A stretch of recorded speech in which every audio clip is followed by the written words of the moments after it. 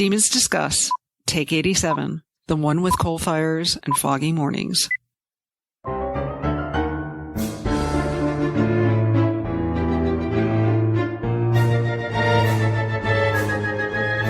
Welcome to Demons Discuss, the unofficial podcast about the All Souls universe and the topics that orbit it. We are your hosts, Angela, Jean, and Valerie. I am Valerie, and with me is Angela and Jean. Hello, ladies. Hello. Hello. What are we talking about today, Angela? We're talking about the Book of Life, Chapter 18, and no more pre-unions, as Zoe has pointed out. Now we're in for a full reunion. Wow. Yes.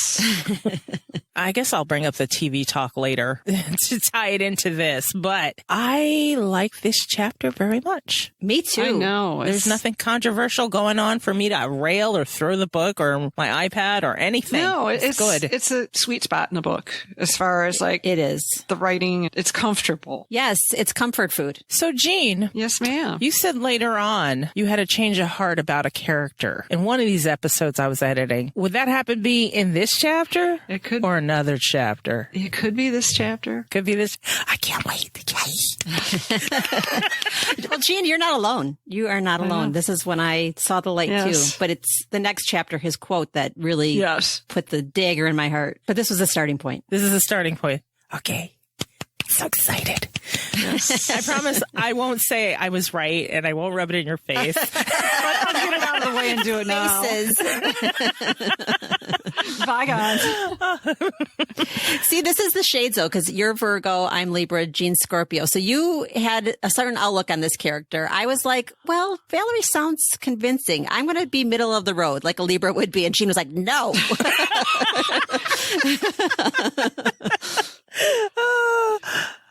I love you both. This podcast is sponsored by listeners just like you. Our patrons help us pay for all the things, guys, like hosting, media hosting, web hosting, domains and renewals, cloud storage, equipment, and so much more. Like my sound effects that we highlighted last episode. And they're not going anywhere. So, hey, we're just going to keep paying for it. Yeah. And also, it keeps us ad-free. You guys don't want to hear us do ads because you hear us doing these Patreon spots and you see how that turns out, right? Yes. Yeah. Oh, my God. Jean, why should other listeners become patrons? Other listeners should become patrons because for $2 small a month, you get the after show on the off weeks. So you don't need to go any length of time without our lovely voices and ridiculous thoughts and observations on the world. And if you cackling. Yes. Heckling and cackling. Yes. It's the new popping and locking. Yes. Exactly. Knocking fool.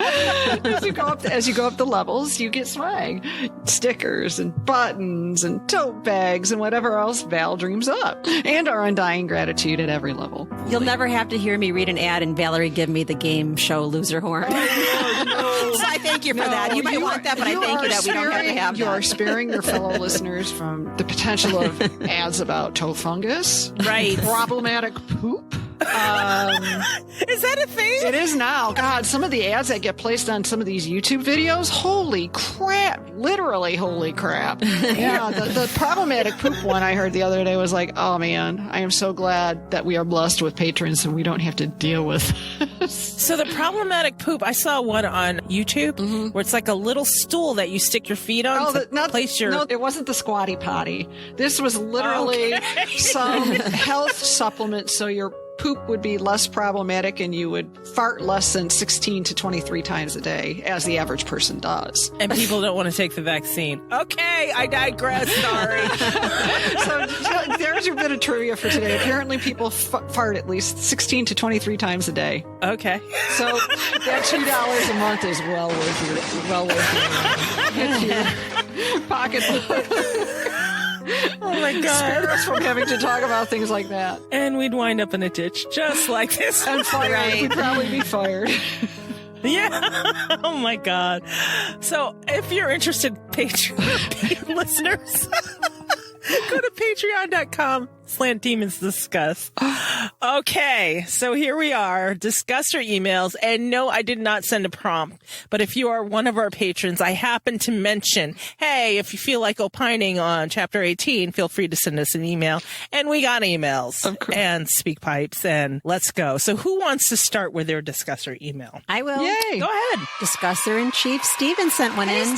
Steven. Oh, sorry. Hi, Steven. Hey, Steven. Hello, Steven. And he says right back, hello, delightful demons, and hello, September to you all, too. I have just a few comments from the beginning of this chapter, but seem to have something irritating in my eyes when Diana was weaving sleeping spells for Jack at the end of chapter 18. Stop chopping onions. Yes, happens to all of us. Yeah. Reading chapter 18, it still nags at me that the London vampire, Andrew Hubbard, uses the North American term when he asks Gallowglass to bring the briefcase from the trunk instead of the boots. Oh, yes. Oh, I didn't notice that. I didn't either. No. I didn't Okay. either. Bad Deb. Bad editor. Shame on you. From the trunk of his car. I expected him to use the British term boot for the rear storage compartment. At least he stored the missing page in a briefcase, not a bag with a waist strap. Right, which is what we call the fanny pack, and that is forbidden over there to say that's very vulgar. That means something, entirely different. Yes. They call it a bum bag? Yes. A bum bag, bag. yes. Yes. Yeah, okay. Yes. Gallowglass seemed too shocked by Jack's appearance to offer effective protection to Diana when she was being held tightly by Jack. It was left to Andrew to defuse the situation by identifying Jack to Matthew, some bodyguard. Mm-hmm. When did Andrew discover that Diana's form of address was Dr. Bishop? After tasting a drop of her blood in London, he called her Diana Bishop. Was he storing his knowledge of her life and professional qualifications for later use? I wonder. I'm going with that. Mm-hmm. Yeah. Take care, Stephen. Thank you, Stephen. Thank you, Stephen. So good to hear from you. Yeah. Jean, who do you have? Yes, I have one from Kristen, and man, she really took the assignment to heart. So I'm going to probably hit the highlights, and we'll put the full email in our show notes. All right. Dear Angela, Jean, and Valerie, oh boy, chapter 18. Hold on to your lap bar because this roller coaster is about to get really interesting. Jack Libero must be version number 40 by now. Andrew Hubbard and reams of revelations. So many conversational bombs, secrets being uncovered, pain relived, but the joy of reunions is probably even stronger. And that's where yet more consequences of Matthew and Diana's past actions really come home to roost.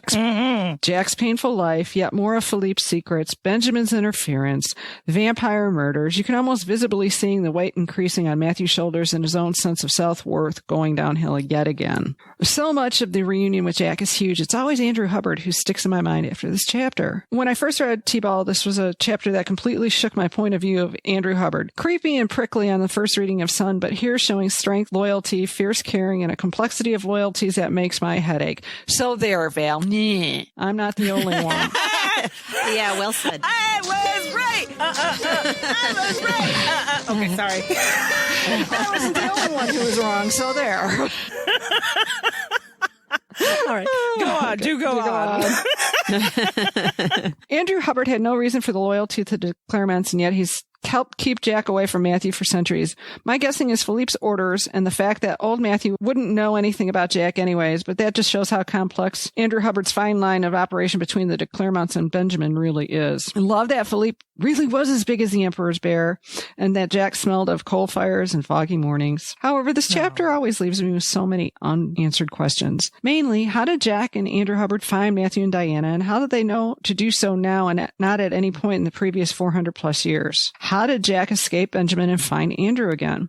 I have a feeling that Jack's life is a whole other book that Deb could yet write. Yes, please. Yeah, I'll take it. Looking forward, as ever, to hearing what you have to say about this chapter, and hope you have a relaxing rest of your Labor Day weekend, Kristen. Thank you, Kristen. Thank you, Kristen. Yeah, thank you. Yes. And thanks for timestamping us. It is actually Saturday prior to Labor Day in the U.S., so Yay. Happy September, everyone. That would be interesting. Just like KMM in the Fever series, when she wrote that alternate chapter from Christian McKelter's point of view versus Danny. That would be totally interesting to see the Watchers, Gallowglass, Father Hubbard, even Philippe during these years, like what they were doing. Yeah. Little snippets of like vignettes of their lives during this time and how they're touching the main characters surreptitiously. Yeah, and you had to bring up Christian McKelter because now I'm thinking about him. I know, hard to forget. Exactly. I know. It's like, I need to reread those books. Oh, me too. Me too. God, I need to reread a lot of shit. I know. It's been a long drought. Anyway, I happen to have 2 speak pipes from the same individual, and this is from Julie. She calls herself Julie Spoiler Sweetie number 11. Okay, here's the first one. Hello, lady demons. I hope that you can hear the chirpy crickets as I sit outside and on a hot night in Vermont. Enjoyed this chapter. Hilariously, I used to work with a couple who acted very much like Diana and Matthew. The guy even looked a lot like Matthew could. It's not fun to work around someone who feels like they are the gravitational pull of the world. It gets a little annoying. Love the information about the Voynich. I know I'm mispronouncing that. Live a lot closer to the Beinecke than I used to. Just wanted to say you guys got me through 2020. You helped a lot. Would listen to you on the way to work, to a doctor's office, in the middle of a pandemic, in the middle of a southern state who didn't believe it was a thing. Demon kisses to you guys. Please keep up the good work. This is Spoiler Sweetie. There's more. Here's her second one. Hello, darling demon divas. This is Spoiler Sweetie, sending in my second speak pipe in less than a month. I've listened to you guys for 4 years, and I don't usually do speak pipes, but when I do them 2 at a time. I'm sitting in a lovely Vermont graveyard beside Clarissa, wife of Asa Spaulding, who died in 1813. I hope that you can hear the bird that's going crazy and the crickets. Just wanted you to know that you guys have seen me through 4 jobs, and I've worn my Fitzio shirt to 2 of those on the last day. I don't often go through jobs like that. It's just circumstances and COVID and moving to Vermont. But enjoying Book of Life. Just wanted to say that on par with the recording I'm hearing right now, looking forward to the Gallowglass takedown. What a weird interaction with he and Chris. Keep doing what you're doing. You keep me sane. Lots of kisses. Oh, thank you. In the middle of a graveyard. That's so thank you, perfect, Julie. I know. If circumstances would ever allow a con or wherever, I love Vermont cemeteries. They've always been my thing. They've always been my thing ever since little. And I don't know, they just feel like home to me. So I get it. Because they are home to you. I know. True. Angela, we remember that one we found. Oh, that was such a cool cemetery. Yeah, it was. They are home to you. They love you. We'll get into this in the after show, but there's a new sitcom coming out on CBS in the fall called Ghosts. And she's like, thank God we can live in the country now. We're never alone. And she shuts a light out and all these ghosts appear. Like my house. It's like, oh, Lord. Oh, wow. Yeah. Okay, so let's start the engine here. And this chapter discussion is brought to you by Kimberly Babcock. Thank you, Kimberly. Thank you, Kimberly. Yay. Cheers. I haven't sent them their wine yet. She's our wine girl. I know. And we love their you for it. wine is still downstairs. I'll send it, seriously, sometime. Anyway, it's now that it's still hot. Now that it's cooling off, finally. Yeah. Second fall is the charm. Yes. Second fall. Second fall. It's like second breakfast. Okay, so we left off. Remind me. We're doing chapter 18 now? Yes. Okay. So we left off in chapter 17, and Diana had been faced with somebody who she knew once before. And it wasn't revealed in chapter 17, but here we are in chapter 18, and we know who this is. And it is Jack. And tell me how you guys felt on first read when you realized Jack was still alive. He was a vampire now. He had to have been. All the liberos that he has gone through. Mm-hmm. Yeah. I blew up your messages, Val. If you I remember that correctly. I'm like, have you gotten to chapter 18 yet? Oh my God. I do remember that. I was like, no, I'm not there yet. Angela, what were your thoughts on that? Didn't see it coming. Surprised, shocked, conflicted and then less conflicted as the answers started being revealed. Some of the answers started being revealed in this chapter. Were you sad that he had become a vampire? No, we'll get to it, but I was sad that Annie died. Yeah. That was sad. It's like we were so invested in her, especially, I kind of had a feeling because they kind of closed out her storyline in the last book. They didn't do the same for Jack. So I was thinking we're probably going to, when we ended Shadow of Night, I was thinking we're probably going to see Jack again. I really believe that. But Annie, I was like, yeah, I thought so, girl. They're going to kill you off. So, sorry.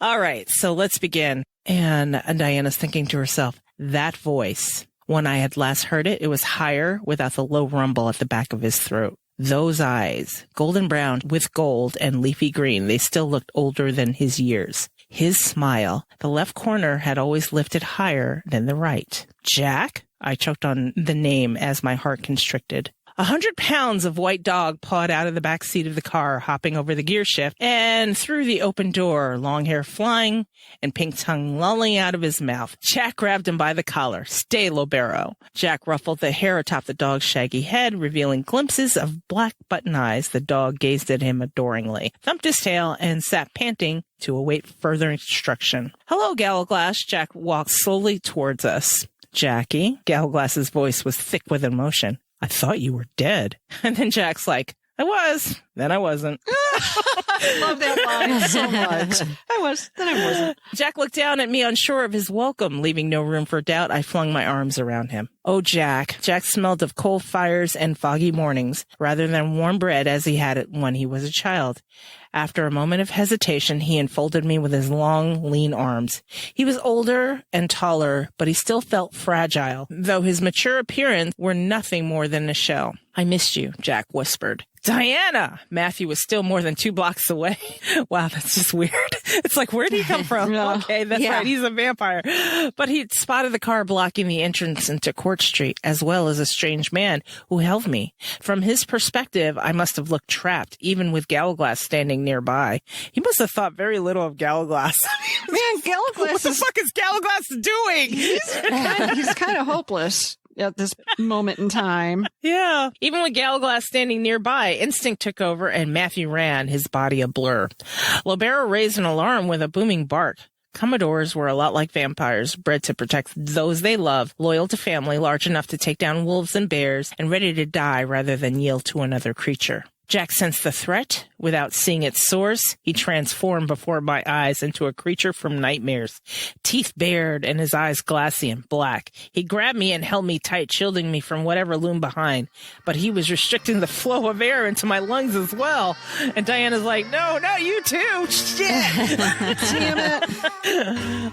I gasped, wasting the last of my breath. Now there was no way for me to warn Matthew that someone had given our bright, vulnerable boy blood rage. Before Matthew could hurtle over the car's hood, a man climbed out of the driver's seat and grabbed him. He must be a vampire too, I thought distantly, if he had the strength to stop Matthew. Stop, Matthew. It's Jack. The man's deep, rumbling voice and distinctive London accent conjured up unwelcome memories of a single drop of blood falling into a vampire's waiting mouth. Aww. Andrew Hubbard. Okay, so did you expect him? No. Yes. I didn't either. Yeah. Yes. He had to show up somehow. I just didn't see him showing up with Jack. Right. I kind of did. And I guess because, Jean, you and I were not sure about him, that it would... I can see why you didn't picture him to show up with Jack. And I pictured him more nefariously, like showing up, I don't know. Well, don't forget... to use that information against her. I figured also like you, he was going to show up nefariously, and with that blurb that Penguin put out, we were led to expect that there was going to be some sort of big confrontation and battle, and I saw him coming out on the side of Benjamin, or either on the side of the congregation in Benjamin because it served his status quo, or being a chaos agent screwing everybody up. Wow. Yeah, almost like the role that Domenico plays in the TV show. Yeah, because Domenico's kind of a chaos agent too. Yeah. Mine was just a simple reason that Diana put Jack in the charge of Andrew Hubbard. You know, I never make anything simple. And I love bedtime stories, so I was all So into you're it. like encouraging Jean. Yeah, Jean, more. Tell me more. Tell me a story. My stories are wrong, but they're entertaining. Yes. I mean, we knew Hubbard had a page. We knew he was in charge of Jack. So I was just like, yeah, it's going to be him. Fine. I mean, maybe my imagination shot. I don't know. You need to get that fixed. I was like, yeah, this plus this equals this. Okay. Yeah, we'll talk about that move more on. and save it for the show. Yeah, we will. Okay, so Andrew Hubbard, the vampire king of London, was in New Haven. Stars flickered at the edges of my vision, because remember, she's still getting choked out. Yeah. Matthew snarled and twisted. Hubbard's spine met the metal frame of the car with a bone-crushing thud. It's Jack, Hubbard repeated, gripping Matthew by the neck and forcing him to listen. This time the message got through. Matthew's eyes widened as he looked in our direction. Jack? Matthew's voice was hoarse. Master Royden. Without turning, Jack cocked his head to the side as Matthew's voice penetrated the black haze of the blood rage. His grip loosened. Well, thankfully, Jesus. Good grief. I drew in a lungful of air, struggling to push back in the star-filled darkness. My hand went instinctively to my belly, where I felt a reassuring poke. Yeah, I'm good, Mom. And then another. Yeah, me too, Mom. All right. Lobera sniffed at my feet and hands as if trying to figure out my relationship to his master, and then sat before me and growled at Matthew. See, I thought that was great. The dog growled. It's like, cool your jets, Matthew. I know. And Matthew's so used to dogs just like fucking bowing down to him. So he's probably like, how dare you, Yes. dog? But it's funny because the original Libero was sent by Rudolph. Yeah. And he didn't like that one too much either. Yeah. There was a tolerance there. That's all you were giving. Yes. Yeah. Is this another dream? There was a trace of the lost child he had once been in his bass voice. Jack squeezed his eyes shut rather than risk waking up. It's no dream, Jack, Elglass said softly. Step away from Mr. Stroyden now. Matthew poses no danger to his mate. Oh, God. I touched her. Jack sounded horrified. He's like, oh, shit, I'm in trouble now. Fuck, I did it. Slowly, he turned and held up his hands in surrender, willing to accept whatever punishment Matthew saw fit to mete out. Jack's eyes, which had been returning to normal, darkened again. He wasn't angry, so why was the blood rage resurfacing? Hush, I said, gently lowering his arm. You've touched me 1,000 times. Matthew doesn't care. Yeah, he does. Diana. That is naive. Come on. And then Jack says, I wasn't this before. Jack's voice was taut with self-loathing. What, a grown-up man? Yeah, I know. I mean, let's get real basic here. You weren't a grown-up man before. He was 5. Yeah. He wasn't or 8 or whatever it was. So Diana. 5, 6, 7, or 8. I don't Yeah, know. that's a little bit different as opposed to a full-grown man. Well, and also now he's a vampire, so there's that whole thing. It's interesting, though. Jack as a vampire versus Marcus as a vampire. It's like a product of, they're both products of who brought them up in the vampire world. Like Jack is all about the rules and the hierarchy and properness. Marcus is like, I'll take her blood, you know? Yeah. When he wanted to get blood from Diana, just very easy breezy. Right. So you're just suggesting a nature versus nurture thing. And right here. you can thank Freya for all that, because you can't thank Matthew for that. Right. Matthew was a deadbeat, man. Jeez, yeah, talk about deadbeat dad. No He joke. didn't raise any of them, if you come to think about it. He didn't raise He's like- Benjamin. He didn't raise Marcus. He didn't raise Jack. Here's this kid I made. Okay, bye. Here, Galaglass, you and Davey take him back. Yeah, I gotta go. I gotta go. Gotta go. Matthew drew closer slowly so as not to startle Jack. Andrew Hubbard slammed the car door and followed him. The centuries had done little to change the London vampire, famous for his priestly ways and his brood of adopted creatures of all species and ages. See, how can anybody hate that guy? He's good. Anyway. People said the same thing about Jim Jones, but, I digress. I know. Okay. He looked the same, clean-shaven, pale of face, and blonde of hair. Okay. So if you guys were picturing the TV guy, this is a total different picture here. Right. I mean, in the book, I always kind of pictured Paul Bettany. Me too. In Da Vinci Code. Yeah. Creeptastic, guys. Jeez. We were all in on that version, so. I know.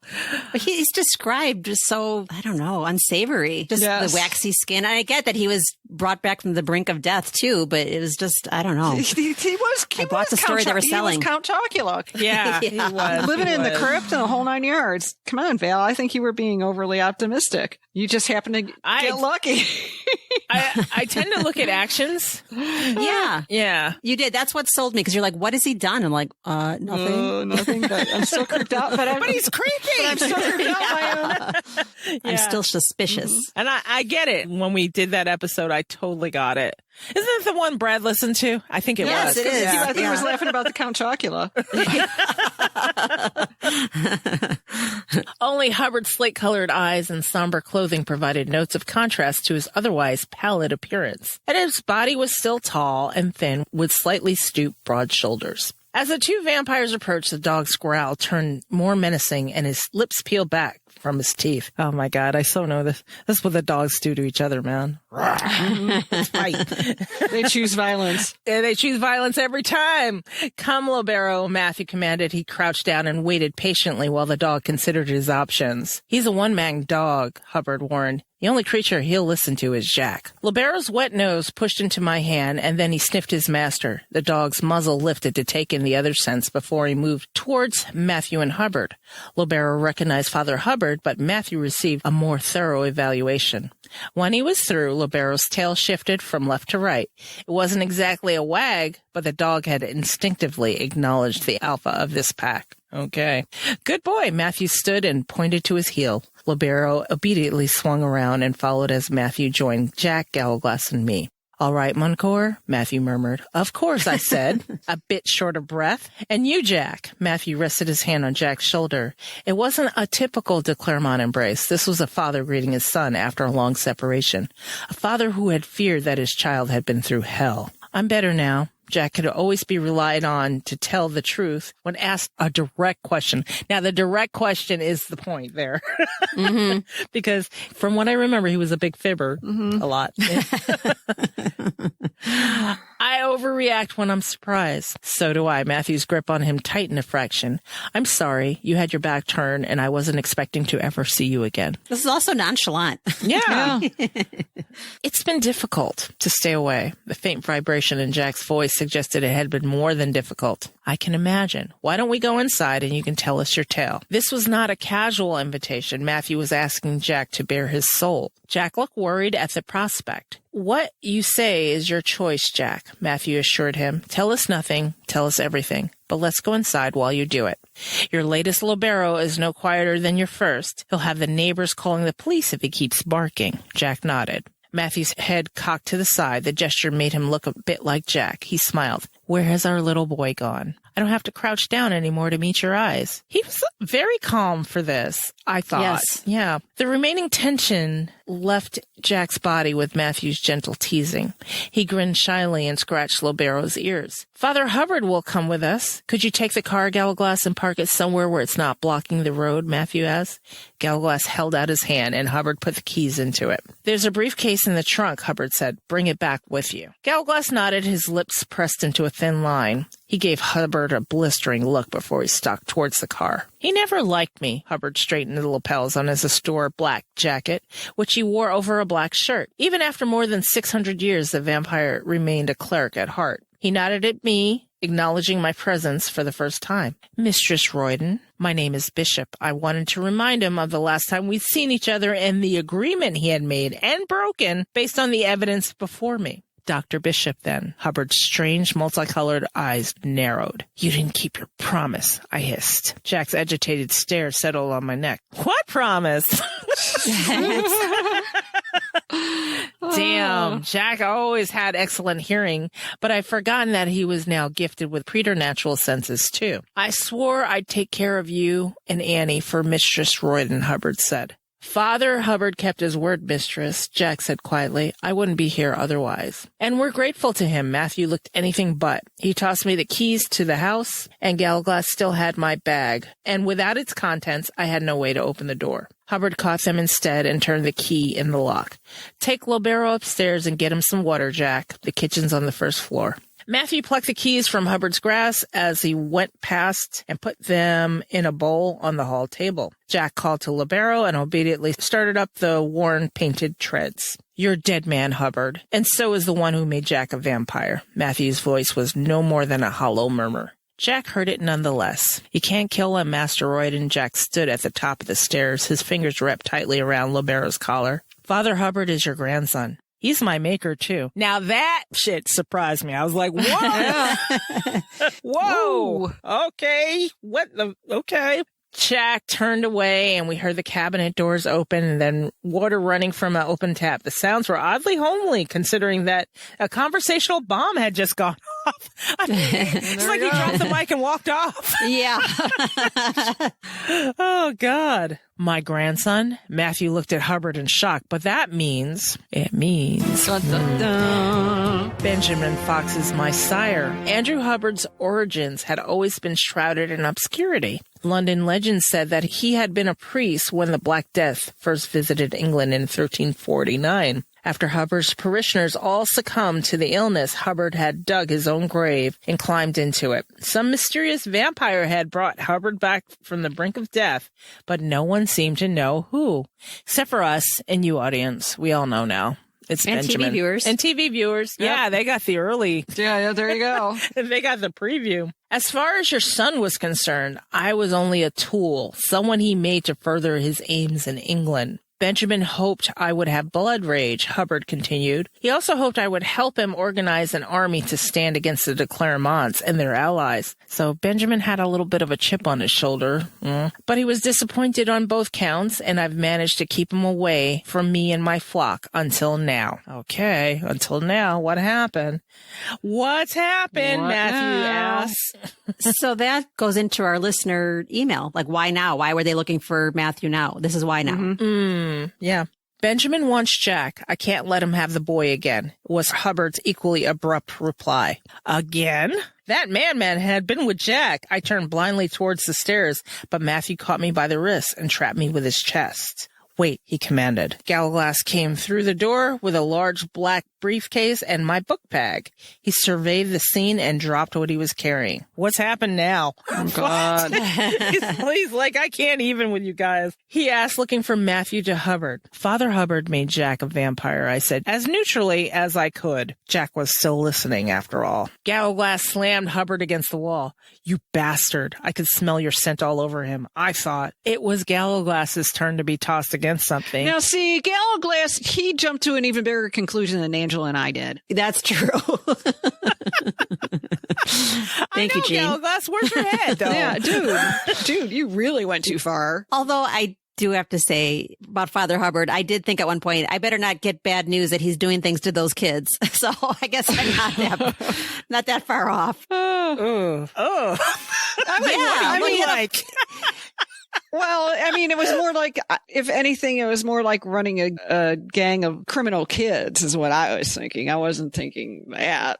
I was thinking more Land of Misfit Toys, dude. I was all innocent. It would have to do, although I have to think my thoughts and opinions were also formed by the time I was reading this. And I don't know if there was news around this time of that kind of stuff or the age of my own kids. Or, right. You know, in fact, we were protective mode. all growing up during the McMartin nursery scandal. Yes. Yeah, I guess so. I don't know. See, I thought Land of Misfit Toys. See, Val has no imagination, or she's overly naive, or... Well, I was just thinking child pickpocket. Yeah, it's true. It was Gallaglass's turn to be tossed against something. In his case, it was the floor. Hubbard pressed one polished black shoe against the big Gale's sternum.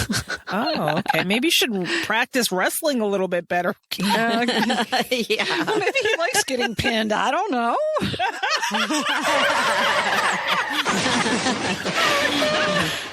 What the fuck? And there we go.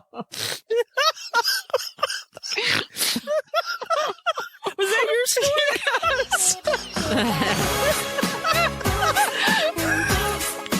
I know you're right.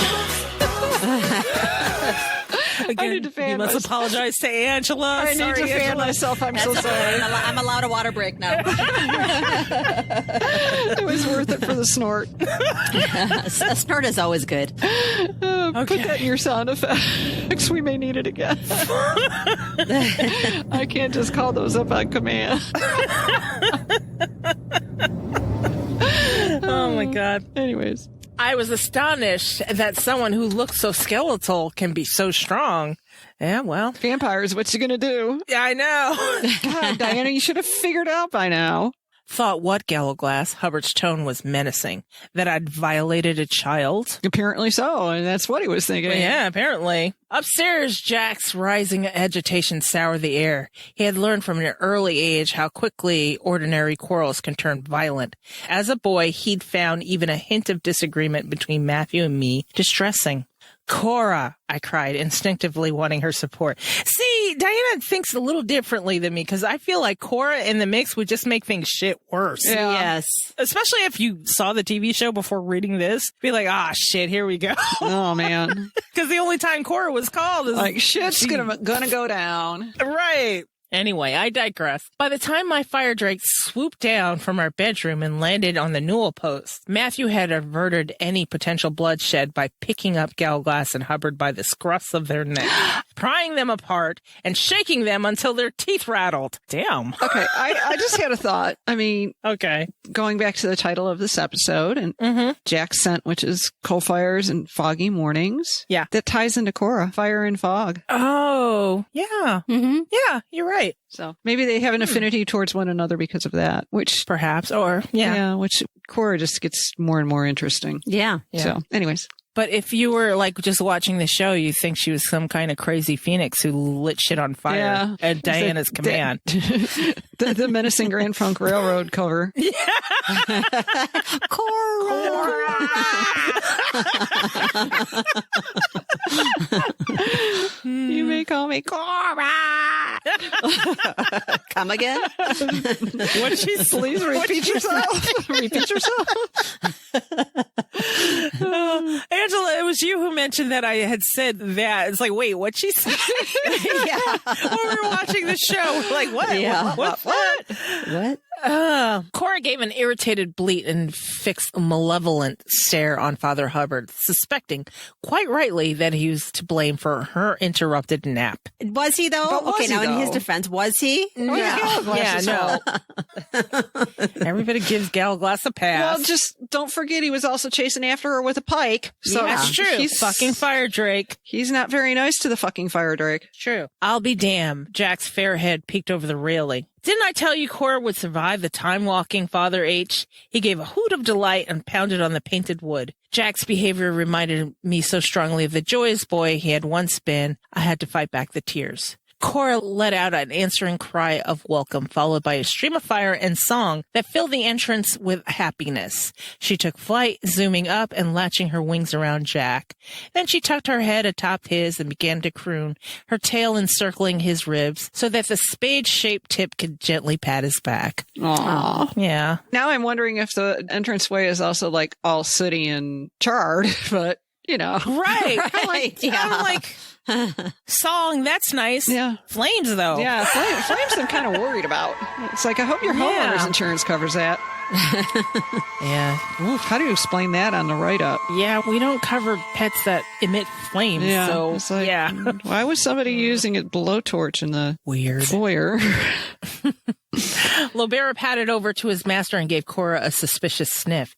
She must have smelled like family, and therefore a creature to be included among his many responsibilities. And there you go. He dropped down at Jack's side, head on his paws, but eyes still watchful. Your tongue is even longer than Lobero's, Jack said, trying not to giggle as Cora tickled his neck. I can't believe she remembers me.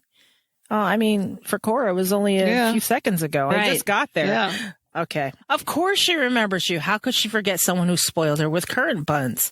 I said with a smile. By the time we settled into the living room overlooking Court Street, the blood rage had receded from Jack's veins. Aware of his low position in the house's pecking order, he waited until everyone else took a chair before choosing his own seat. He was ready to join the dog on the floor when Matthew patted the sofa cushion. Sit with me, Jack. Matthew's invitation held a note of command. Jack sat, pulling at the knees of his jeans. You look to be around 20, Matthew observed, hoping to draw him into conversation. 20, maybe 21, Jack said. Leonard and I, you remember Leonard? Matthew nodded. We figured it out because my memories of the Armada. Nothing specific, you understand, just the fear of the Spanish invasion in the streets. The lighting of beacons and the victory celebrations. I must have been at least 5 in 1588 to remember that. I did some rapid calculations. That meant Jack was made a vampire in 1603. The plague. The disease had swept through London with a vengeance that year. I noticed a mottled patch on his neck, just under his ear. It looked like a bruise, but it must be a mark left by a plague sore. For it to remain visible after Jack became a vampire suggested that he had been moments from death when Hubbard transformed him. Jack said, looking down at his hands. He turned them this way and that, and he died from it 10 years earlier. It's like, damn. Yeah. That was like a truth bomb nobody wanted to hear. Soon after Master Marlowe was killed in Deptford. So it must have been soon after she started working for Shakespeare. Yeah. Mm-hmm. I wondered what had happened to her, Annie. I had imagined her a prosperous seamstress with her own business. I hoped she would have married a good man and had children, but she died while still a teenager. Her life snuffed out before it truly began. That was a dreadful year, Mistress Royden. The dead were everywhere. By the time Father Hubbard and I learned she was sick, it was too late, Jack said, his expression bereft. Aww. You're old enough to call me Diana, I said gently. Jack plucked at his jeans without replying. Father Hubbard took me in when you left, he continued. Sir Walter was in trouble, and Lord Northumberland was too busy at court to look after me. So, yeah, that was piss poor planning on their part. Well, we knew that as soon as they planned that. Yeah. Like, this is not going to end well. What are you thinking, Matthew? You know he's going to... You know this stuff is coming. Yeah. Come on. Jack smiled at Hubbard with obvious affection. Those were good times running about London with a gang. And then Hubbard says, I was on very intimate terms with the sheriff during your so-called good times. Yeah. I love it. You and Leonard got into more mischief than any two boys who ever lived. And Jack's like, nah, the only real serious trouble is when we snuck into the tower to take Sir Walter his books and stayed on to pass a letter from him to Lady Raleigh. And Matthew's like, you did what? Matthew shuddered and shook his head. Christ, Jack, you never could distinguish between a petty crime and a hanging offense. And Jack's like, well, I can now. What? Jack said cheerfully. Then his expression became nervous once more. Lobero's head raised, and he rested his muzzle on Jack's knee. Don't be mad at Father Hubbard. He only did what I asked, Master Royden. Leonard explained creatures to me long before it became one, so I knew what you and Gallaglass and Davy were. Things made better sense after that. Jack paused. I should have had the courage to face death and accept it, but I couldn't go to my grave without seeing you again. My life felt unfinished. So see, Matthew, it's your fault, really. Yeah. Everything. Everything. This whole book is his fault. I know. It's always his fault. And how does it feel now? Matthew asks. And Jack says, long, lonely, and hard. Harder than I ever imagined. Jack twisted Lobero's hair, rolling the strands until they formed a tight rope. He cleared his throat, but it was all worth it for today, he continued softly, every bit of it. Matthew's long arm reached for Jack's shoulder. He squeezed it and then quickly let go again. For a moment, I saw the desolation and grief on my husband's face before he donned his composed mask once more. It was the vampire version of a disguising spell. Father Hubbard told me his blood might make me ill, Master Royden. Jack shrugged. But I was already sick. What difference would it make to change one illness for another? I guess from his perspective, I could see that. Yeah. I mean, it's not unlike Matthew's turning. Yeah. No shit. No difference at all, I thought, except one killed you and the other could make you a killer. Oh, Diana. Semantics. Whatever. Good grief. Andrew was right to tell you, Matthew said. Father Hubbard looked surprised by this admission. I don't imagine your grandsire gave him the same consideration. Matthew was careful to use the terms that Hubbard and Jack used to describe their relationship to Benjamin. Or Isabeau. Yeah. Yeah. No, he wouldn't have done. My grandsire doesn't believe that he owes anyone an explanation for any of his actions. Jack shot to his feet and traveled aimlessly around the room, Lobero following. He examined the molding door, running his finger along the wood. You have the sickness in your blood too, Master Royden. I remember it from Greenwich. But it doesn't control you like it does my grandsire and me. So here we're finding out Matthew has a really mild version of this. Yeah. I mean, I guess when he says it did once, it makes me think that Philippe and Isabeau and everybody just fucking beat it into him to control himself. Yeah. So Matthew looked at Galglass and gave him a slight nod. And then Galglass says, I remember when Matthew was wild as the devil and nigh invincible with a sword in his hand. Even the bravest men ran in terror. Galglass leaned forward, his hands clasped, his knees spread wide. My grandsire told me about Matthew's past, Jack shuddered. He said that Matthew's talent for killing was in me too, and I had to be true to it, or you would never recognize me as your blood. And Benjamin, you were foul for that. I want to strangle him here. Mm-hmm. I'd seen Benjamin's unspeakable cruelty on camera, how he twisted hopes and fears into a weapon to destroy a creature's sense of self. That he had done so with Jack's feelings for Matthew made me blind with fury. I clenched my hands into fists, tightening the cords of my fingers until the magic threatened to burst through my skin. Benjamin doesn't know me as well as he thinks. Anger was building in Matthew, too, his spicy scent growing sharper. I would recognize you as mine before the entire world and proudly, even if you weren't of my blood. Hubbard looked uneasy. His intention shifted from Matthew to Jack. You would make me your blood-sworn son? Jack slowly turned to Matthew. Like Philippe did with Mistress Royden? I mean Diana? Matthew's eyes widened slightly as he nodded, trying to absorb the fact that Philippe had known of Matthew's grandchildren when Matthew had not. Yeah, see, Matthew, you don't know everything. You don't have to know everything. A look of betrayal crossed his face. Philippe visited me whenever he came to London, Jack explained, oblivious to the changes in Matthew. He told me to listen for his blood vow because it was loud and I would probably hear Mistress Royden before I saw her. Mm-hmm. And you were right, Miss Diana. Matthew's father was really as big as the Emperor's bear. If you met my father, then I'm sure you heard plenty of tales about my bad behavior. And this is where Matthew was wrong. And I like this because the muscle in Matthew's jaw had started trickling as betrayal turned to bitterness, and he's getting himself all worked up. Oh, yeah. Right. But Jack's like, no. And he was confused. He's like, Philippe spoke only of his admiration and said you would teach me to ignore what my blood was telling me to do. So there, Matthew. There you go. Stop with your pity party. Yeah. Matthew jerked as though he had been hit. Philippe always made me feel closer to you and Mistress Royden, calmer too. Jack looked nervous again, but it has been a long time since I saw Philippe. And then Matthew had to explain he was captured in the war and died as a result of what he suffered. It was a careful half-truth. This is Diana saying that. Father Hubbard had told me I'm glad Philippe didn't live to see. This time the shudder traveled through Jack from the marrow of his bones to the surface of his skin. His eyes went full black without warning, filled with horror and dread. Jack's present suffering was far worse than what Matthew had to endure. With Matthew, it was only bitter fury that brought the blood rage to the surface. With Jack, it was a wider range of emotions that triggered it. Oh, God, Jack is like unhinged there. It's all right. Matthew was with him in an instant, one hand clamped around his neck and the other resting on his cheek. Lobero pawed at Matthew's foot as if to say, do something. Don't touch me when I'm like this, Jack snarled, pushing at Matthew's chest. But he might as well have tried to move a mountain. You'll make it worse. You think you can order me around, pup? Matthew's eyebrow arched.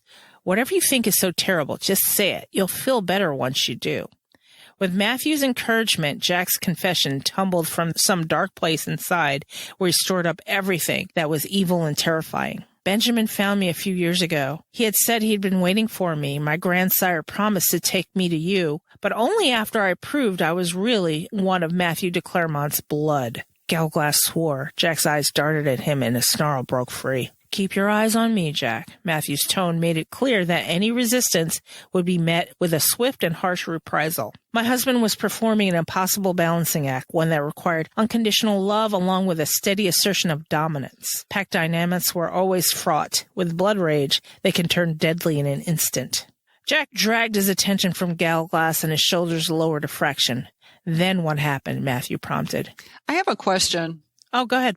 How did Diana know all this? She never actually had to deal with his blood rage all that much. I don't know. Because all of a sudden, there's all this exposition about details of blood rage, but were there blood rage lessons with Philippe off page, or I don't know, or she's just going based on what she's seen. But she hasn't. My point being is, she really hasn't seen that other than the hay barn, and I mean that's the only time she's really seen Matthew in a full blood rage. So those are the only times we know that she's seen. Because if you remember, we weren't with them every single moment. It skipped from place to place to place. She's never described each and every instance. So it's kind of lazy in the way it's written. Do you know what I mean? I'm just saying, I don't think she's really modern. Matthew could control it. Don't forget that, too. He had it under much better control. She does always remark on the condition of his eyes, though, so she's observant of that. And I think I'm just saying that there was like somebody's doing some shortcutting here. Yeah.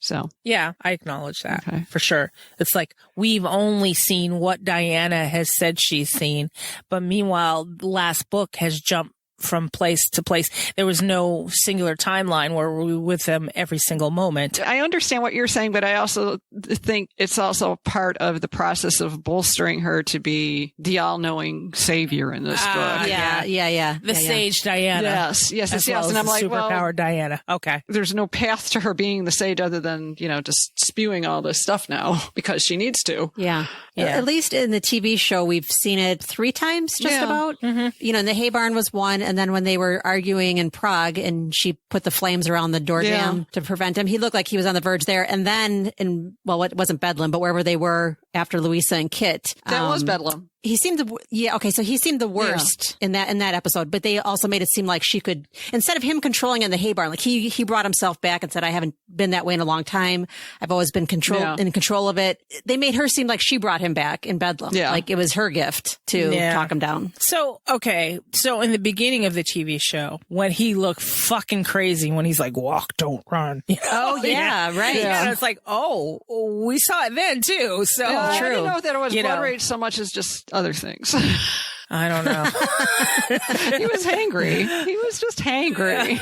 He was hangry, but boy, he was just like, and I'm like, whoa. That was primal for sure. That was weird primal. I was like, that face is like, oh, you don't fuck with this guy. Even though I think that was also like, here's no doubt, TV viewers, he's a vampire. Okay. I'm sorry. I gave us another. That's okay. No, but I see what you're saying, Jean, because sometimes the storyline tends to do that to Diana. And especially this book tends to do that. It has to, because it's in her point of view and she's got to get information to the readers. And it seems just out of place a lot. And then we've got the whole thing that it was probably a 1,200 page draft that got cut down to 600 pages. So there is that. Yeah. Right. So Jack dragged his attention from Gal Glass and his shoulders lowered a fraction. Then what happened? Matthew prompted. I killed again and again. The more I killed, the more I wanted to kill. The blood did more than feed me. It fed the blood rage too, which for me was important information. Yeah. I'm like, oh shit. It's a vicious circle. Yeah. And then Matthew was like, it was clever of you to understand that so quickly, Matthew said approvingly. Sometimes I came to my senses long enough to realize that what I was doing was wrong. I tried to save the warm bloods then I couldn't stop drinking, Jack confessed. I managed to turn 2 of my prey into vampires. Benjamin was pleased with me then. Only 2? A shadow flitted across Matthew's features. Because I'm thinking at this time, he's thinking, oh shit, this is part of the we can't reproduce shit. Yes, right. Benjamin wanted me to save more, but it took too much control. No matter what I did, most of them died. Jack's inky eyes filled with blood tears, his pupils taking on a red sheen. Where did these deaths occur? Matthew sounded only mildly curious, but my sixth sense told me that the question was crucial to understanding what had happened to Jack. Everywhere. I had to keep moving. There was so much blood. I had to get away from the police, the newspapers. Jack shuddered. And then Diana's thinking to herself, vampire on the loose in London. I remember the vivid headlines and all the clippings of the vampire murders that Matthew had collected from around the world. I bowed my head, not wanting Jack to realize I knew that he was the murderer whom European authorities were seeking. But it's the ones that lived who suffered the most, Jack continued, his voice deadening further with every word. My grandsire took my children from me and said he would make sure they were raised properly. Ooh. Oh, shit. Yeah. Peter was supposed to be the faux expert on the vampire murders. I mean, he had no idea how expert. Yeah. No, he just took the paycheck, man, and said some shit. Sounds like the last administration. Matthew looked deep into his eyes, trying to make a connection. Jack shook his head. When I made those children, I broke my vow to Father Hubbard. He said the world didn't need more vampires. There were plenty already. And if I was lonely, I could take care of creatures whose families didn't want them anymore. All Father Hubbard asked that I do not make children. But I failed him again and again. And after that, I couldn't go back to London. Not with so much blood on my hands. And I couldn't stay with my grandsire. When I told Benjamin I wanted to leave, he went into a terrible rage and killed one of my children in retaliation. His sons held me down and forced me to watch. And Jack bit back a harsh sound. And my daughter, they... I'm like, oh, God. Ugh, awful. He retched. He clamped a hand over his mouth, but it was too late to keep the blood from escaping as he vomited. It streamed all over his chin, soaking into his dark shirt. Lobero leaped up, barking sharply and pawing at his back. Unable to stay away a moment longer, I rushed to Jack's side. Diana, Gallowglass cried, you must not. Don't tell me what to do. Get me a towel, I snapped. Jack fell to his hands and knees, his landing softened by Matthew's strong arms. I knelt beside him as he continued to purge his stomach of its contents. Gallowglass handed me a towel. I used it to mop Jack's face and hands, which were covered in blood. The towel was soon sodden and icy cold from my frantic efforts to staunch the flow. The contact with so much vampire blood making my hands numb and clumsy. The force of the vomiting must have broken some blood vessels in his stomach and throat, Matthew said. Andrew can get a pitcher of water, put plenty of ice in it. Hubbard went to the kitchen and was back in moments. Here, he said, thrusting the pitcher at Matthew. Raise his head, Diana, Matthew instructed. Keep hold of him, Andrew. His body is screaming for blood. He'll fight against taking water. What can I do? Gallowglass said, his voice gruff. Wipe off Lobero's paws before he tracks blood all over the house. Jack won't need any reminders of what has happened. Matthew gripped Jack's chin. Jack! Jack's glassy black eyes swiveled towards Matthew. Drink this, Matthew commanded, raising Jack's chin a few inches. Jack spluttered and snapped in an attempt to throw him off, but Hubbard kept Jack immobilized long enough to empty the pitcher. Jack hiccuped, and Hubbard loosened his hold. Well done, Jackie, Gallowglass said. I smoothed Jack's hair away from his forehead, as he bent forward again, clutching his visibly heaving stomach. I got blood on you, he whispered. My shirt was streaked with it. So you did. It's not the first time a vampire bled on me, Jack. Try to rest now, Matthew told him. You're exhausted. I don't want to sleep. Jack swallowed hard as the gorge rose again in his throat. Shh, I rubbed his neck. I can promise there'll be no more nightmares. How can you be sure? Jack asked. Magic. I traced the pattern of the fifth knot on his forehead and lowered my voice to a whisper. Mirror shimmers, monsters shake, banished nightmares until he wakes. Jack's eyes closed slowly. After a few minutes, he was curled on his side, sleeping peacefully. I wove another spell, one that was meant just for him. It required no words, for no one would ever use it but me. The threads surrounding Jack were a furious snarl of red, black, and yellow. I pulled on the healing green threads that surrounded me, as well as the white threads that helped break curses and establish new beginnings. I twisted them together and tied them around Jack's wrists, fixing the braid with a secure 6-cross knot. See, that's a lot of description for some magic that lost me. I'm wondering if it's going to turn out that, to me, it's like, gosh, it sounds like in a way, she's very specifically spellbinding his blood rage. Yeah, while he sleeps. Yeah. So much for her saying later on that she would never do that to her kids. I think she just did here. Well, and maybe it was like, her doing magic unconsciously while she was making tenure, Yeah. Right. She wasn't even thinking about that stuff. Or this ended up in the book, and then nobody bothered to, excuse my bad analogy, tie all the loose ends together. And it's like, oh, wait a minute. For all of this, I'm never going to spellbind my kids. It kind of sounds like this spell was, because it's never explained as we go on. No, you're just allowed to just guess at it. Yeah. Or maybe push it off like I did the first read, where I'm like, this is too confusing. So magic. Yeah, magic. Let's move on. Right. Yeah. All right. So she says there's a guest room upstairs. We'll put Jack to bed there. Cora and Lobero will let us know if he stirs. Will he be all right? Matthew asked Hubbard. When it comes to Jack, you don't need my permission, Hubbard replied. Yes, I do. You're his father. I'm only his sire, Hubbard says softly. You're Jack's father, Matthew. You always have been. And that is the end. Yay! What a good chapter. Yay. Although in some ways it's way more horrifying than the final confrontation, actually. This was good. I thought just reading it through that time, the magic parts, when they go through the description, I realize I kind of blew them off the first time because it's just, here's more magic. Magic just happens. You can just say insert magic happens. Yeah, magic's happening. Magic happens here. Okay. Yeah. Give me a story, more story. But as I read that, it's like, okay, she's doing something. I cannot picture it, but of course the TV show images float in my head and she's tying these little threads and doing all these things. Yeah. And it also feels kind of like a magic rubber band on his wrist to keep him from doing unwelcome behaviors. You know how they say snap the rubber band instead of bite your nails or whatever. Mm-hmm. It's true. If we don't want to go so far as this like kind of spellbinding. Snap your rubber band. The magic snap your rubber band if you go into blood rage. Yeah, Here you go. I don't know. I'm trying to make some sense out of it. Yeah, see, and then that's why I don't let myself get too analytical with the magic part, because then I actually try to make sense of it and make it work. Yeah. And then I get too tied to my theories, and then I'm like, no. It's just magic. I think we all are, but I'm a why person. Like, why red, black, and yellow? Why six cross? Why, Yeah. The red and black are Matthew, the Claremont colors. Yeah. The yellow is kind of like, okay. I don't know. I'd have to go back to that chapter. And didn't the yellow go to Edward Kelly? It went to Edward Kelly, yeah. So were they tied with emotions or intentions or people? Or were those the threads that Jack was giving off that tied him to both the Claremonts and his demon? Maybe he's got far more demon in him than Matthew did. Right. Because I kept thinking, okay, so each thread has a purpose. And I was just thinking maybe the intention, but then I was thinking maybe I should go back to that chapter when her threads got absorbed in her hands, and I wasn't paying attention then either. Well, and that's the problem, right? I agree. That's the problem. Yeah, I just kind of think it's more to do with the threads from when they grabbed the book and Shadow of Night, and she saw the threads coming off the book to Matthew and Diana and Kelly. Mm-hmm. I mean, we've analyzed this whole story a lot, but this is the point where I'm at now that I just want the spark notes. Yeah. Someone just tell me why. I don't even want to try to figure it out. Just tell me. Is that we're the spark notes. Yeah, true.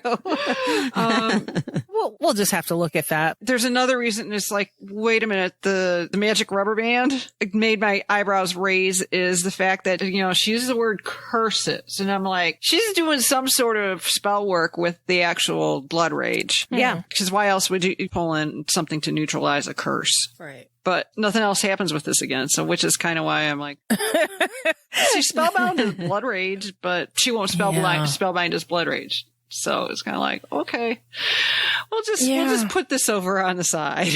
Yeah. And I think that's what I mentally did first going through it. I don't know. Maybe on the after show, we can look it up and see what they actually mean. The lack of resolution is just, And something else struck me, too, is that with Father Hubbard, he made some children there himself. Mm-hmm. But it also makes me wonder, this is an old crazy theory of mine, is when people come into his family and he gets their taste of their blood, I wonder if he actually is a vampire super taster and can taste the potential for blood rage, cut like cilantro. You know how cilantro tastes like soap to some people? Maybe the potential for blood rage tastes like soap to him. Wow. Okay. That was a cracktastic theory I had back in 2015. Your freaking mind is fascinating. I swear. You have the most fascinating mind. Well, it's kind of like he made all these vampires, but Jack had blood rage. And he explained to him, you may get sick, which makes me think that he somehow knew that Jack may be predisposed to this. And I'm like, well, how would he know that? And it's like, well, he does taste everybody's blood. So that's true. I know. And it sounds, when you put it that way, it sounds a little less crazy than it actually sounds. Okay. So remind me when we get to the end of this book to bring that back up. Okay. When we get to the scientific conclusion of why blood rage creatures exist. I thought Hubbard's disclosure was just that, a disclosure. I signed a disclosure for Harlow to play volleyball this season, and basically if you go from point A to point Z, volleyball can cause death. Yeah. You know what I mean? We call it the Bob Farrar informed consent for anesthesia. You could get a sore throat, or you could die. Right. You could get a runny nose, or you could die. Or people spouting out those symptoms at the end of like a pharmaceutical commercial. Yes. And that's just how Father Hubbard is like, may cause blood rage, or you could die. So, before I do this. Yeah. Good point. Excellent point. Oh, God. Anything else, guys? Or have we, wrung it dry? Yeah, I think the cilantro is about as dry as we're going to wring it. Vampire cilantro. All right, let's gavel it. Going once, going twice. Sold. Yay. All right, let's go on to housekeeping. This episode's housekeeping is brought to us by Nicole Mena. So thank you, Nicole. Thank you, Nicole. Housekeeping. So who's got housekeeping for us? I do. Oh, I do. Oh, you go first, Jean. Then you can do your good. You've got excellent news housekeeping, so I'll do mine first. Okay. Okay. Good. Mine's from Lynn. Hi, Lynn. Hi, Lynn. And I think this is a new Lynn, a new discusser, first time housekeeping. Yes, welcome. You fabulous ladies just keep going into the ditch. Open a bottle of wine and wait for the sun to come out. I need you to tell us where you find your fan fiction, aka Galaglass shows Chris his best moves. P.S. Digging the press your luck tunes. Oh, Lord. Lynn, that was part of the game show sound effects package that I had not tapped into, and I felt like I was overusing the loser horn, which is absolutely one of my favorites. So I figured I'd mix it up with the pressure luck. Wah, wah, that one. Okay. So Angela, what do you have? I have a 15-star review. That means it comes from Audible. Yes, and Kindle customer titled it Unbelievably Irreverent, but Freakishly Talented. Wow. And gave us, 5 stars overall, 5 stars for performance, and 5 stars for story. Oh. To me, that's 15 stars, Yes. so that's a lot. They go on to say, these 3 demonic divas are the epitome of intelligence and wit when it comes to discussing and analyzing these books by Deborah Harkness. It says Darkness, but I'm sure it's Harkness. Right.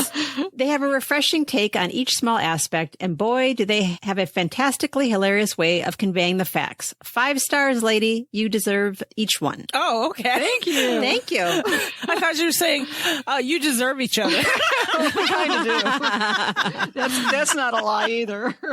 No, not a lie. Thank you, Kindle user. Yes, very nice. Thank you, Kindle user. Okay, I have one from our friend Barbara. Hi, Barbara. Hey, Barbara. She says, okay, while sitting in this damn ditch again, waiting for that tow truck to arrive again, perhaps you can enjoy this. Now, Jean can fact check me if I'm wrong, but didn't the Greeks and Romans wrestle naked? Oh, yes, they did indeed. In fact, the Athenian Olympics were completely nude. All athletics. It's like nobody needs to see all that running and the dangly bits flopping in the breeze. No thanks. Thank the Lord for naked wrestling. Yeah, thank the Lord for jogging shorts Or something. Yeah. Perhaps that's what piqued Chris's interest. I mean, read the description Deb gives us of Galaglass, and well, yeah, oh hell yeah. Sorry, Angela.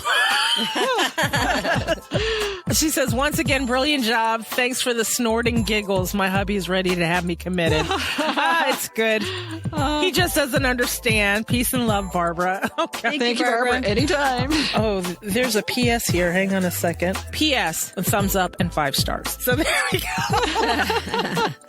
Thanks for the 5 stars. Thank you. Well, that leaves us to save it for the show.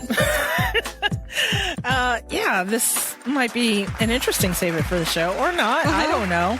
I think that's how we set our all shows. Yeah. This might be interesting or not. I don't know. This time, Save It for the Show is brought to us by Catherine Brown. Thank you, Thank you, Catherine. Thank you.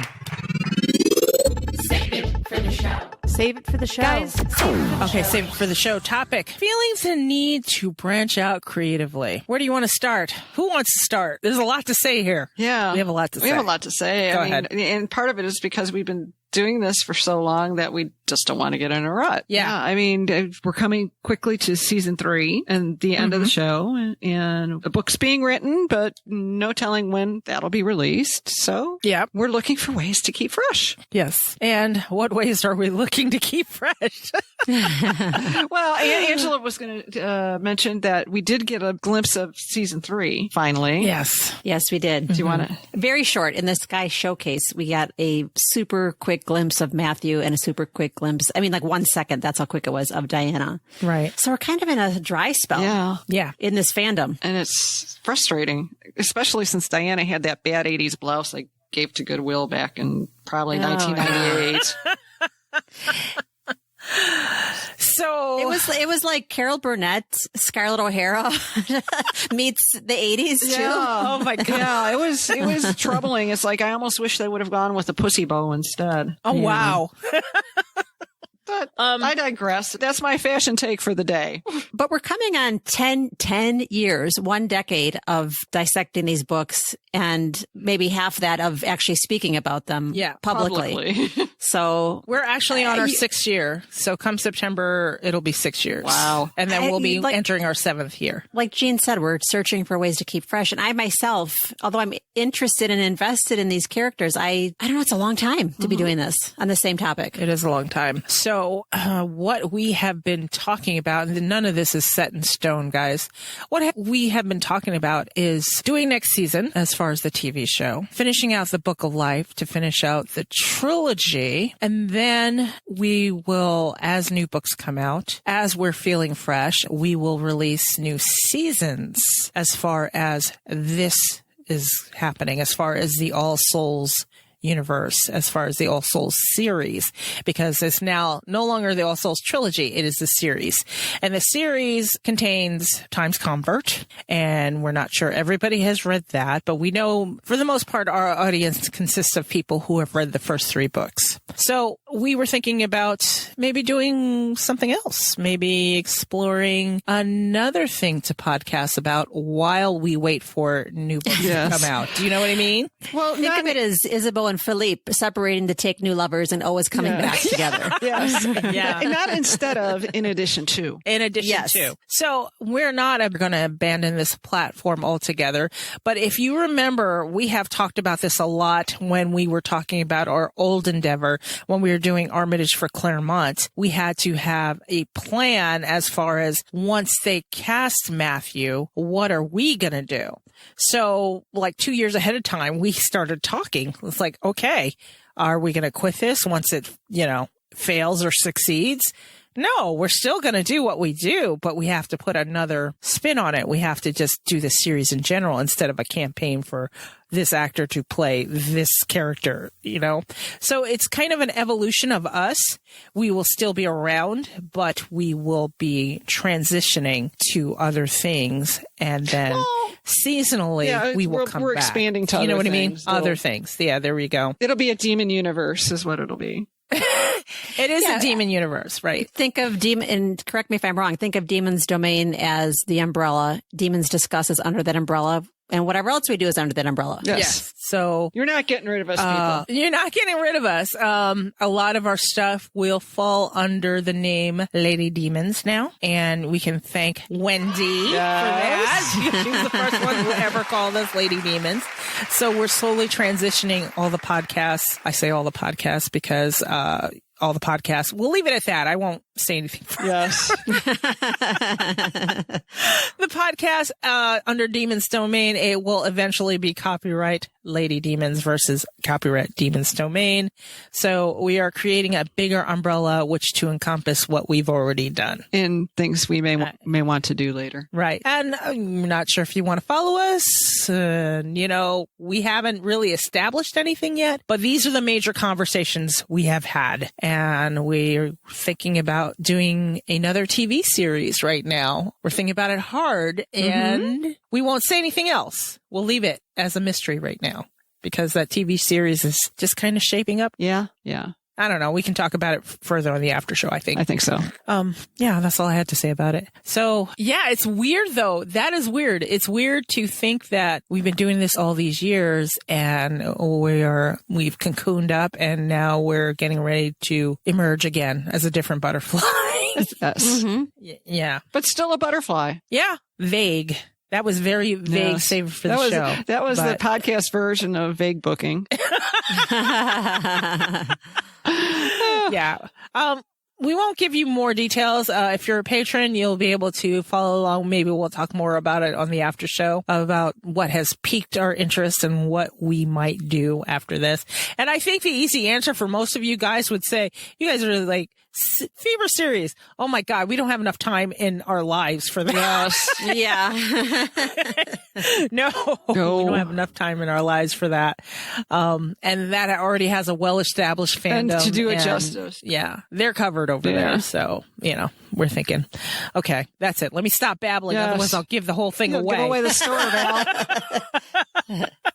All right. So if you're still with us after that shit, and don't feel abandoned by us, because we're not abandoning shit, you. We're only on chapter 18. We're not going anywhere for at least another year. No.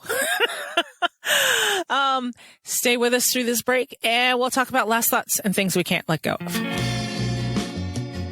This podcast is available on Apple Podcasts, Google Podcasts, Spotify, and wherever you like to listen to your podcasts. You can contact us, send us your thoughts, email us at demonsdiscuss@gmail.com, leave us a voicemail at 360-519-7836. By the way, your carrier rates apply here. Or leave one for free on SpeakPipe, speakpipe.com/demonsdiscuss. Now, if you can't remember any of that, go to go.demonsdiscuss.com/contact, and all that information will be there. You can also become a discusser there, fill out the form, and bam, you're a discusser.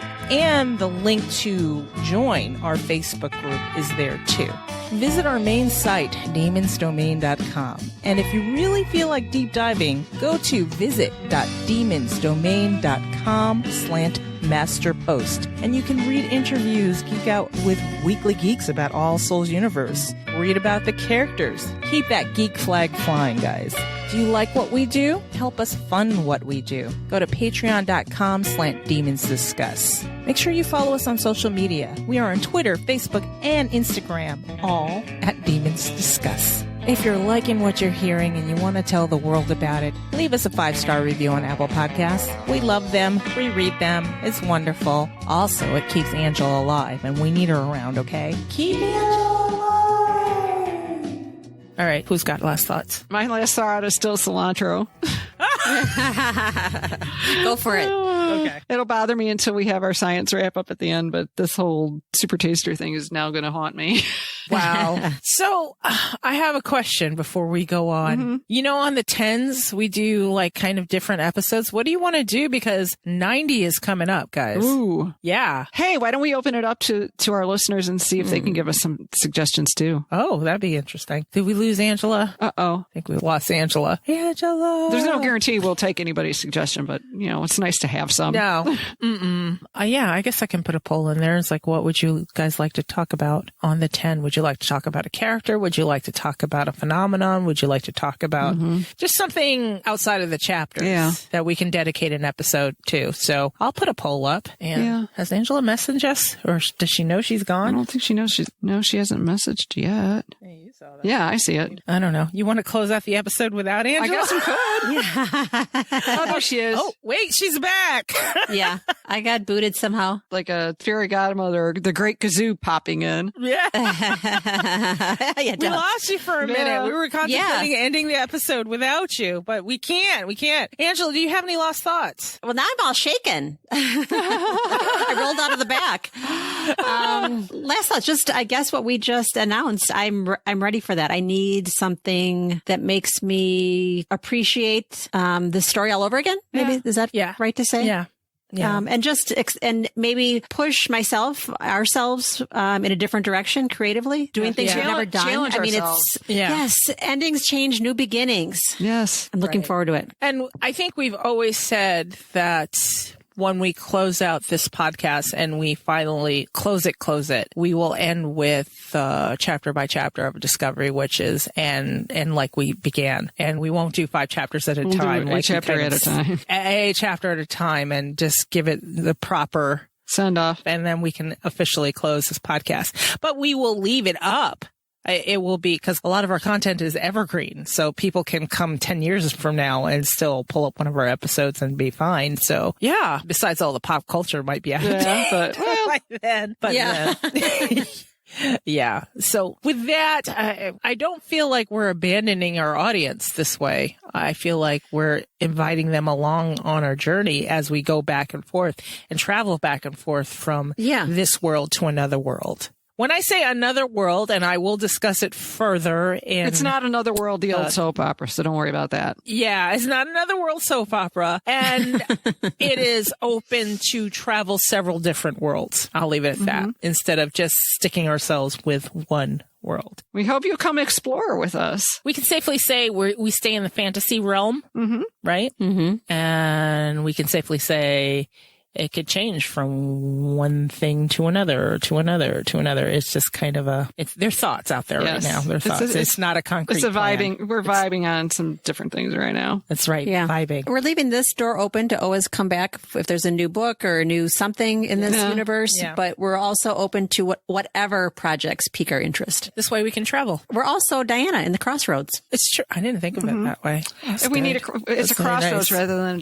than a dead end. Yeah. Okay. So my last thoughts. Why haven't you millennials warned me about fucking TikTok? That's number one.